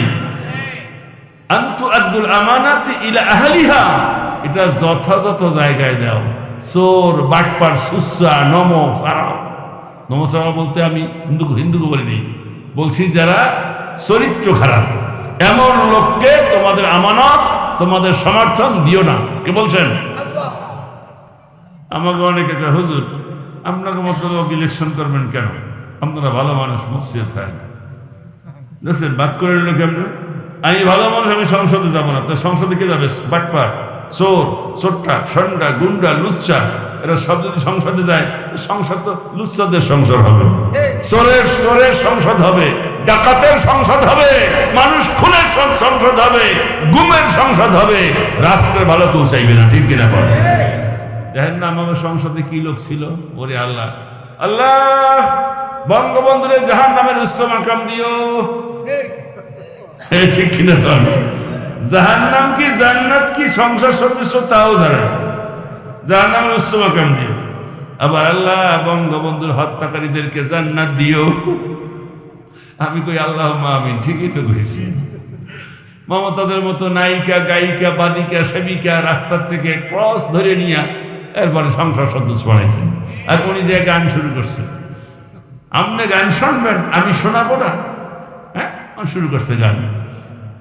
একটা সেকেন্ডে কয়েক লক্ষ, এক মিনিটে কয়েক লক্ষ টাকা খরচ হয় সংসদ চালাইতে। শহরে সময় ক্ষেপণ করার সময় কোথায়? এ জ্ঞান থাকতে হবে। টাকা তো কারো বাপের না, টাকা জনগণের টাকা। সংসদ চলে জনগণের টাকায়, সেখানে 5টা মিনিট ডিলে করা, সময় নষ্ট করার সুযোগ ইসলামে নাই। আমার বন্ধুগণ খুব ভালো করে শুনুন, এরকম সারা কোরআনের কথা কোরআনে আসছে। যত সহজে কোরআনের কথা শুনতে পারতেছেন, অত সহজে কোরআন শরীফ আসে নাই। একটু কান্নার কথা বলবো এখন। চলে যান উহুদের ময়দানে। আল্লাহ নবী জনাবে মুহাম্মদুর রাসূলুল্লাহ জোরে বলেন সাল্লাল্লাহু আলাইহি ওয়াসাল্লাম, মদিনা শহর থেকে 3 মাইল দূরে উত্তরে হলো উহুদ পাহাড়। সেই জায়গায় কাফেররা মক্কা থেকে গেছে আবু সুফিয়ানের নেতৃত্বে 3000 লোক গেছে মদিনা শহর দখল করে আল্লাহর নবী সহ সমস্ত মুসলমানকে কচু কাটা করে মদিনা সাফ করে ফেলবে। আল্লাহর নবী বললেন, সাহাবীরা কি করা যায়? কেউ বললেন, হুজুর ওরা শহরে ঢুকুক, আমরা সম্মুখ যুদ্ধ করব, মহিলারা ছাদের উপর দিয়ে পাথর মারিয়া সাহায্য করবে। ওমর কয়, ওসমান কয়, হুজুর এই পরামর্শটা মন্দ না।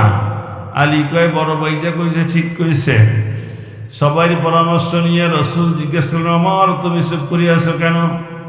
ওমর দীপ্ত কণ্ঠে বললেন, আপনি কি সত্যি আল্লাহ নবী নন?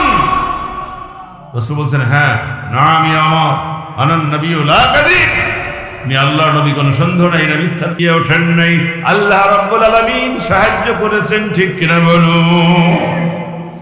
আমার বন্ধুগণ, হযরত তালহা গর্তের মধ্যে নিয়ে, গুহার মধ্যে নিয়ে, আমি গুহায় ঢুকেছিলাম, আধা ঘন্টা দোয়া করেছি। একটা পাথর লম্বা সেখানে আছে, একটা ছোট্ট খাটের মতন, একজন লোক শুয়ে বিশ্রাম নেওয়া যায়, 2-3 জন লোক গর্তের মধ্যে থাকা যায়, গুহার মধ্যে থাকা যায়। আরবিতে গর বলে, বাংলা বলে গুহা বা গর্ত। আমার বন্ধুগণ, সেই জায়গায় রসুলকে ঢুকাইয়া দিয়া একটু শোয়াই দিয়েছেন, রক্তাক্ত অবস্থা।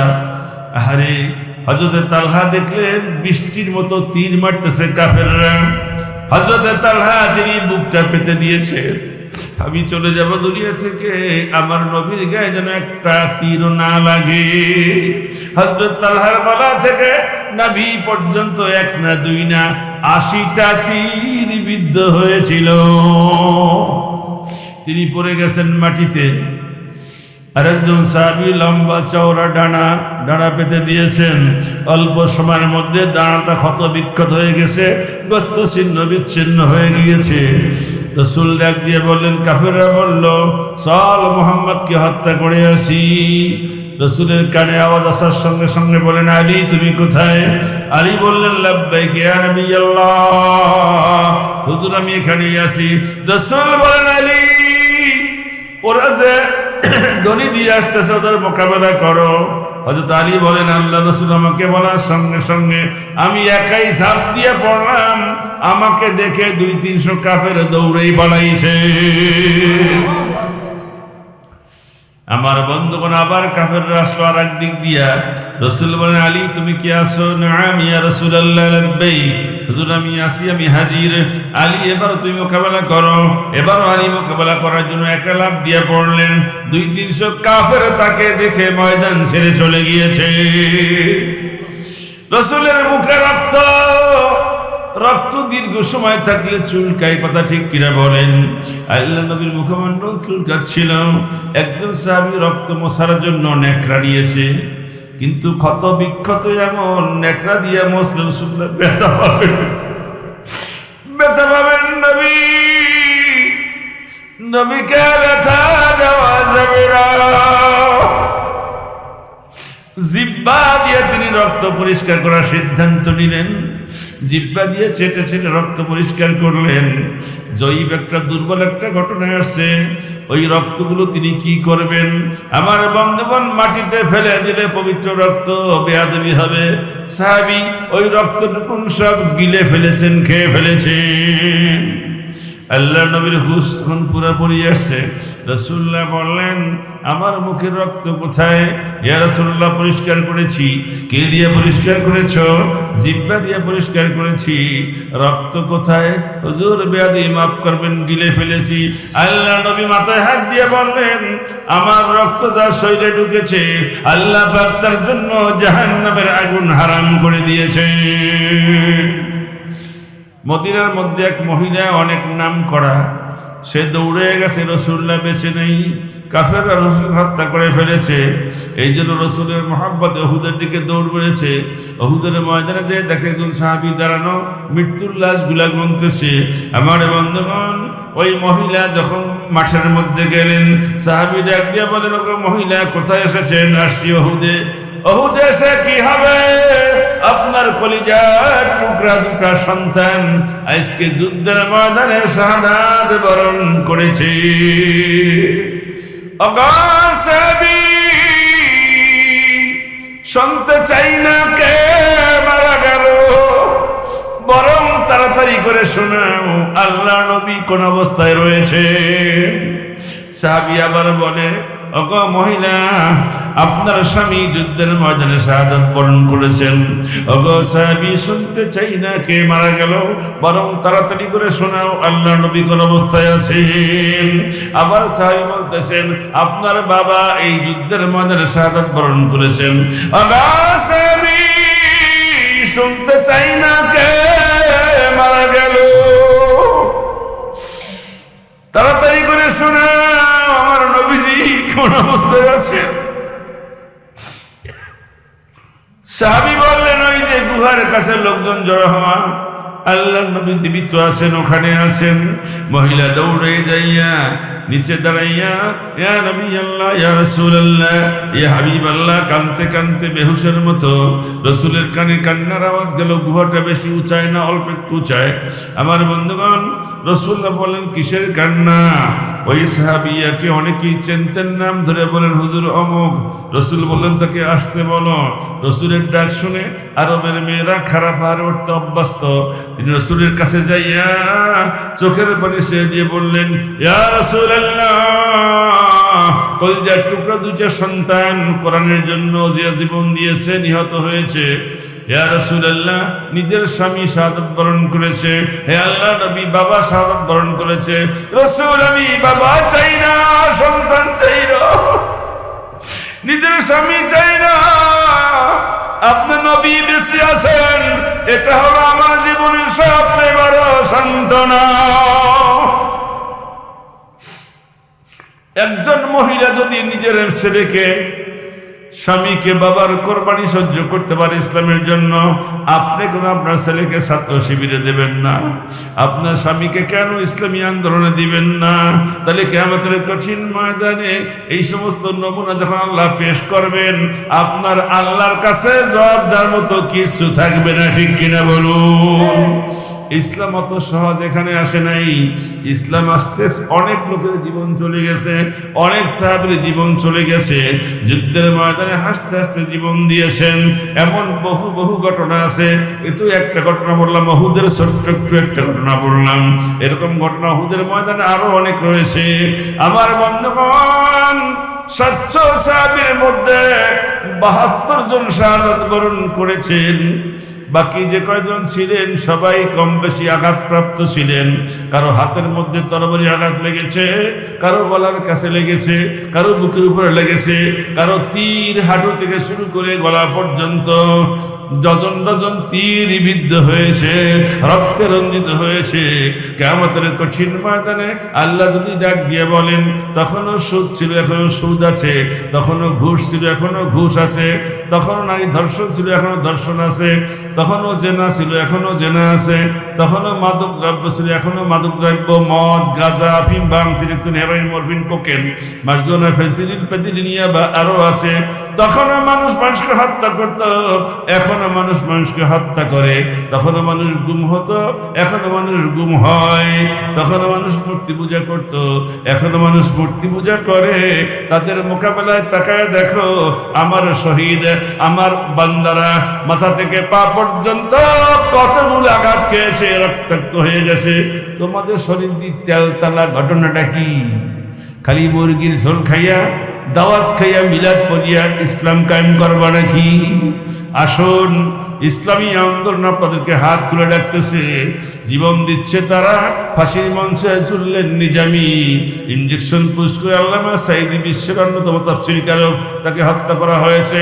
আমাদের জীবনের কোনো দাম নাই, মালের কোনো দাম নাই, সময়ের কোনো দাম নাই। আমরা জান দিয়া, মাল দিয়া আল্লাহর জমিনে আল্লাহর দিন কায়েমের জন্য আজকের আয়াত থেকে কমপ্লিট কোড অফ লাইফ, পূর্ণাঙ্গ জীবন বিধান কায়েমের জন্য কারা কারা রাজি আছি? উঁচু করে হাত উঁচু করে আল্লাহকে দেখাই। জাযাকুমুল্লাহ, হাইয়াকুমুল্লাহ, রাহিমাকুমুল্লাহ, নাসরাকুমুল্লাহ, হাফাযাকুমুল্লাহ। সকলে বলুন আমিন। আমার এত সময় নেওয়া ঠিক হয়নি। কালকেও আপনাদের বক্তা আছে, আমির হামজার সাথে থাকে, ভালো বক্তা, ওয়াজ করবে, আপনারা শুনবেন। আমি ধারাবাহিক কিছু কথা বললাম যে জমিন আল্লাহর হুকুম চলবে, আল্লাহর হুকুম একটাও আছে আছে একটা উদাহরণ দিয়ে শেষ করি। যদি কেউ বলে আমার পেটে ক্ষুধা নাই, বুঝতে হবে পেটটা ভরা আছে। যদি বলে এখানে আলো নাই, বুঝতে হবে অন্ধকার আছে। যদি বলে অন্ধকার নাই, বুঝতে হবে আলো আছে। যদি বলে আমার টাকা নাই, বুঝতে হবে দারিদ্রতা আছে। যদি বলে আমার জ্ঞান নাই, বুঝতে হবে নির্বুদ্ধিতা আছে, জাহেলিয়াত আছে। যদি বলে আমার শরীর সুস্থ না, বুঝতে হবে রোগ আছে। কথা ঠিক কিরকম? একটা না থাকলে আর একটা থাকবে। পৃথিবীর মধ্যে কোন দেশে ভৌগোলিক সীমারেখার মধ্যে সংসদ থেকে রান্নাঘর পর্যন্ত যদি কোরআনের একটা আইনও চালু না থাকে, বুঝতে হবে কোরআন বিরোধী শয়তানি হুকুম সব চালু আছে। তুরাগ নদীর তীরে 1 কোটি, সরমনাই 1 কোটি, শর্ষিনায় 70 লাখ, আরো কত গাউস কুতুব দাবি করি, 28,000 আলিয়া মাদ্রাসা, 35,000 কওমি মাদ্রাসা, 2.5 লক্ষ হেফজখানা, 3.5 লক্ষ মসজিদ, এর ইমামগুলো, খতিবগুলো, 5 লক্ষ ফরকানিয়া মক্তব। ও হুজুররা কোন হুকুম দিয়া চলেন? কোরআনী আইন কায়েমের জন্য আন্দোলনমুখী না হলে আপনাদের শয়তানের দালাল, এতে কোনো সন্দেহ নাই। কোরআনী আইন কায়েমের জন্য যারা জান দিয়ে মাল দিয়ে বীরত্বের সঙ্গে সমাজে কথা বলে, কিছু সুন্নাহ হুজুর আছে, তাকে দেখলে মুখ টিপে হাসে। ঠিক কিনা কন? হুজুররা কেমন দেখেন? সব হুজুরা না। শরিকল বাজারে মনে করেন আমার নিয়মতি হয়েছে, আমি একটা হক কথা বলার কারণে হাদিসে আমার দিল তারাই। কাল সকাল থেকে 50টা হুজুর যাবে চাকরির জন্য। ঠিক কিনা কন? কেউ বেড়ে বাতে, কেউ মাগবে। তার মানে কি? এই হুজুরকে জয়েন না পাবে তারাই এর কোনো প্রতিবাদ না করিয়া যদি আপনি সেখানে লাইন লাগান চাকরির জন্য, তাহলে বুঝতে হবে আপনি শয়তানের দালাল। আপনি শয়তানের দালাল, আপনার দ্বারা শয়তানি কাজ চলবে, ওই হুজুর দ্বারা চলে না, এই চাকরি গেছে। ঠিক কিনা বলবেন? আসুন, আগামীকাল, আমি তো এলাকার লোক, আগামীকাল যে লোকটা আসবে সেজন্য এসে কিছু বেশি লোক দেখে এখানে। কালকে এমনিও লোক হবে, তারপরে মাঠটা ভর্তি হবে। আমির হামজার সঙ্গী ওর সাথে থাকে আর কি। আমির হামজা তো আমাদেরই ছাত্রপাত্র, আমাদের দোয়ার ফসল। ও যখন 5-এ পড়ে তখন আমি পাঠিয়ে বাড়ি, ওর বাড়ি 5 দিনের তাফসিরের শেষে তাফসির আমি থাকি, সেখানে 5 বছর তাফসির করেছি, লক্ষাধিক লোক হয়েছে। আমির হামজা তখন 5-এ পড়ে, ওর বাবা নিয়ে গেছে, একটু ফু দিয়া দেন। আমি বলছি আপনার ছেলে বড় বক্তা হবে। আলহামদুলিল্লাহ করেন। হুজুর বুঝলেন কেমন? আমি দেখলাম আমার সামনে বৈশা আমি কিভাবে হাত নাড়াই, কিভাবে কথা বলি, কিভাবে আয়াত সেট করি, সবগুলো গেলতেছে। তো বোঝা যায় না, লক্ষণ তো বোঝা যায় যে এই ছেলে বড় বক্তা হবে। হয়েছে তো তাই, ছোট বক্তা তো না, বড় বক্তাই। দেশের বাইরে আমি তো 6টা রাষ্ট্র ঘুরছি, ও 4-5টার কম ঘরে নাই। ডিউ টু কোরআন, আমাদের কোনো সম্বল নাই। লা ইলমা ইল্লা মা আল্লামতানা। আল্লাহ তুমি যে জ্ঞান দিয়েছ, এর বাইরে কোনো জ্ঞান আমি অর্জন করতে পারিনি, চাইও না। ঠিক কিনা কর? কোরআনের জ্ঞান দিয়ে আল্লাহ পাক আমাদের সম্মানকে সমৃদ্ধ করেছেন, সম্মানকে প্রতিষ্ঠিত করেছেন। বাংলাদেশের সব আলেম যদি এক হয়ে যায়, আপনারা কলেমাওয়ালা সব এক হইতে রাজি না? জনগণ রাজি আছেন? আপনার কি ভারতের গোলামি করতে চান নাকি ইসলামের গোলাম হতে চান? ইসলামের গোলাম হতে চাই, আল্লাহর গোলাম হতে চাই। আল্লাহর গোলাম হতে গেলে হরে কৃষ্ণ মার্কা কোনো দেশের গোলামি করা যাবে না। আমরা তারকেশ্বর যাই না, বৃন্দাবন যাই না, গয়াকাশী যাই না। আল্লাহ পাক নিয়ত গুণে বরকত দেয়। আমরা জীবনকে চ্যালেঞ্জ করে আল্লাহর পরে তাওয়াক্কুল করে আসি, আমরা এখনো আসি। আর যারা মোদির পরে তাওয়াক্কুল করছে তারা মোদির দেশে গেছে।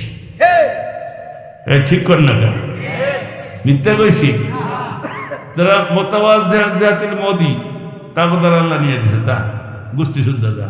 আর আমরা কানা খোরা যা ইমানের সঙ্গে বাইচে আছি, আমরা এখানেই আছি। ঠিক কিনা কর? এখানে আছি, এখানে থাকবো। এটা আমাদের দেশ, এখানে ইসলাম কায়েম হবে, ইসলাম কায়েম হবে ইনশাআল্লাহ। বাংলাদেশ ইসলামের পক্ষে যে জোয়ার এসেছে, এই জোয়ারে সমস্ত বাতিল ভেসে যে ইসলামী হুকুমাত কায়েম হবে। সকলে বলুন আল্লাহুম্মা আমিন। আগামীতে সময় আসতেছে, মাত্র 151টা লাগবে। সিলটা জায়গা মতো দিয়েন, পারবেন না?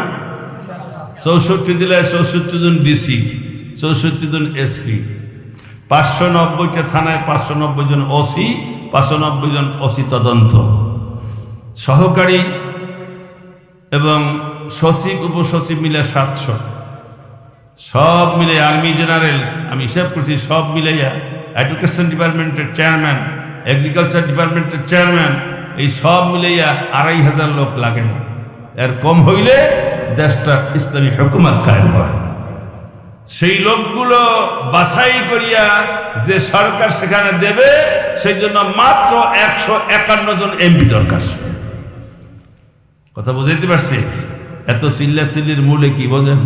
43 বছর চিল্লাই, গলা কি ফাইরে ঝুলিয়ে গেছে? কোনো ক্ষতি হয়েছে? পাওয়ার কমছে? হাড়ে 3টা ঋণ পড়ানো, 6-7 লক্ষ টাকা বুকের মধ্যে, 29 বছর ডায়াবেটিক, হুঙ্কারও কমে নাই, শক্তিও কমে নাই, গলার পাওয়ারও কমে নাই। কমবে ওটা ইনশাল্লাহ, ইনশাল্লাহ কমবে। আগামীকাল একটা লোক 10টা লোককে দাওয়াত দিবেন, সঙ্গে নিয়ে আসবেন তা বলবো না, সাথে নিয়ে আসবেন তা বললে একটু বেশি হয়ে যাবে। দাওয়াত দিবেন, সমস্যা আছে? আজকের ওয়াজ দিয়ে কিছু কথা বুঝতে পারছেন না পারেন নাই? যারা বলছেন কোরআনের রাজনীতি নাই, ধর্ম নিয়ে রাজনীতি চলবে না, তারা ভুলের মধ্যে আছেন। ঠিক কিনা বলেন? ধর্মই হলো রাজনীতি। পলিটিক্যাল সায়েন্সের টিম যে সবচেয়ে উন্নত মানের যেটা, সেটা হলো পলিটিক্স, রাজনীতি। আল্লাহ পাক রাজা ধীরাজ মহারাজ, তার নীতি হলো কোরআন। নেতা থাকলে নীতি থাকবে। What is the difference between এই দুনিয়াবি নেতা লিডার এবং গ্রেট ইসলামিক লিডার? পার্থক্যটা কি? পার্থক্য হলো নবীরা নিজেরা নেতা হন না, নেতা আল্লাহ পাঠান। এই জন্য নেতা ভুল নাই। নেতা থাকলে নীতি থাকবে, নেতার নীতি কোরআন, এখানেও ভুল নেই। দুনিয়ায় নেতা আমরা বানাই, নেতার পা থেকে মাথা পর্যন্ত ভুল, নীতি নিজেরা বানায়, নীতিও ভুল। ঠিক কিনা? কথা তো বহু কথা বুকের মধ্যে, কয়টা বলবো? রন্ধ্রে রন্ধ্রে ঢুকে গেছে অন ইসলামিক কার্যকলাপ, কয়টা বলতে পারি? আসুন আমরা আগামীকাল যেন এই মাঠটা ভরে যাবে ইনশাল্লাহ। আমরা যেন এখান থেকে শপথ নেই যে আমরা কোরআনে আইন কায়েম না করে আমরা আমাদের শপথকে ভঙ্গ করব না। রাজি আছেন? শপথ তো সবাই নিছি, সেটা কি? কালেমা তাইয়্যিবা লা ইলাহা ইল্লাল্লাহ মুহাম্মাদুর রাসূলুল্লাহ, এটা একটা শপথ। اللهم صل على محمد وعلى آل محمد كما صليت على إبراهيم وعلى آل إبراهيم إنك حميد مجيد. اللهم بارك على محمد وعلى آل محمد كما باركت على إبراهيم وعلى آل إبراهيم إنك حميد مجيد. اللهم آمين. ربنا ظلمنا أنفسنا وإن لم تغفر لنا وترحمنا لنكونن من الخاسرين. ربنا لا تزغ قلوبنا بعد إذ هديتنا وهب لنا من لدنك رحمة إنك أنت الوهاب. ربنا أنت ولينا في الدنيا والآخرة توفنا مسلمين وألحقنا بالصالحين. اللهم إنا نسألك إيمانا كاملا وعلما نافعا ويقينا صادقا ورزقا واسعا وكسبا حلالا طيبة وحياة طيبة وشافعا من كل داع. اللهم حبب إلينا الإيمان وزينه في قلوبنا وكره إلينا الكفر والفسوق والعصيان واجعلنا من الراشدين. اللهم إنا نعوذ بك من الشك والشرك والشقاق والنفاق وسوء الأخلاق وسوء المنظر والمنقلب في المال والأهل والولد. اللهم أعز الإسلام والمسلمين واخذل الكفرة والمبتدعة والمشركين اللهم شتت شملهم اللهم مزق جمعهم اللهم دمر ديارهم اللهم انصر من نصر دين محمد واخذل من خذل دين محمد صلى الله عليه وسلم اللهم إنا نسألك الجنة ونعوذ بك من النار اللهم عافنا من كل بلاء الدنيا وعذاب الآخرة اللهم أجرنا من النار اللهم إنك عفو تحب العفو فاعف عنا اللهم انصر اللهم ارحم اللهم احفظ على سيدنا وعلى جميع المؤمنين والمؤمنات والمسلمين والمسلمات والمظلومين والمظلومات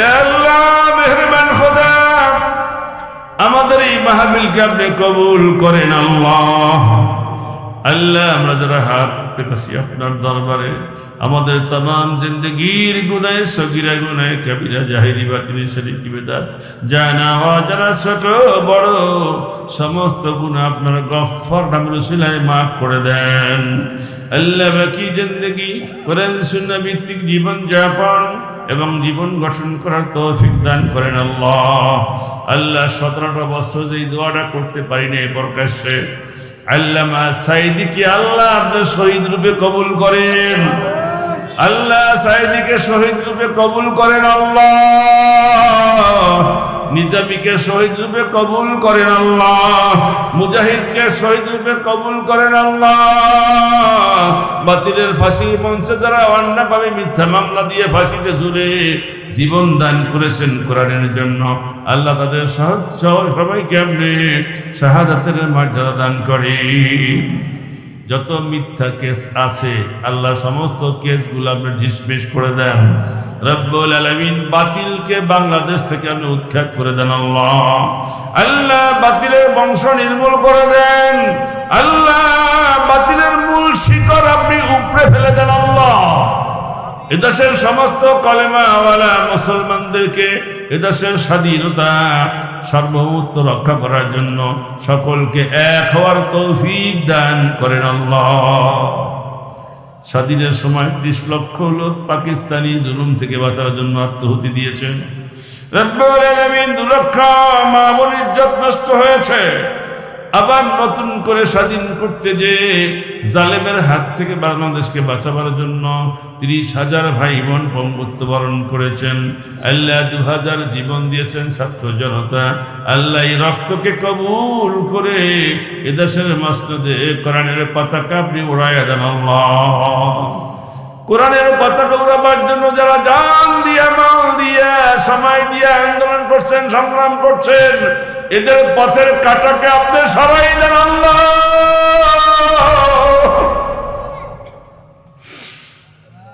এদেরকে আপনি কবুল করেন আল্লাহ এদের মান ইজ্জত আপনি বাড়াই দেন আল্লাহ এদের আর্থিক অবস্থা আপনি ভালো করে দেন আল্লাহ সমস্ত মানুষের কাছে গ্রহণযোগ্য হয় বিনয়ের সঙ্গে আমাদেরকে দাওয়াত দেওয়ার তৌফিক দিয়ে দেন আমাদেরকে সমস্ত মানুষের কাছে মডেল বানায় দেন আল্লাহ আদর্শ মানুষ রূপে আমাদের চরিত্র গড়ার তৌফিক দান করেন আল্লাহ আল্লাহ আগামীকাল যিনি বক্তা এখানে আসবেন সহি সালামতে আসার তৌফিক দিয়েন তার জবান থেকে এমন কিছু কথা বের করে দেন যা বর্তমান সমাজের জন্য খুবই উপযোগী আমার এই মাহফিলে যে ভাইরা টাকা পয়সা দিয়েছেন অর্থ দিয়ে সাহায্য করেছেন শ্রোতা বন্ধুরা আওয়াজ শুনতেছে মাহফিলের সৌন্দর্য বৃদ্ধি করেছেন ওলামায়ে কেরাম মঞ্চে বসে আলেমদের সম্মান বৃদ্ধি করেছেন ভলান্টিয়ারি সার্ভিস দ্বারা দিয়েছেন সুন্দর মাইক সিস্টেম সাউন্ড সিস্টেম দিয়ে যিনি উপকার করলেন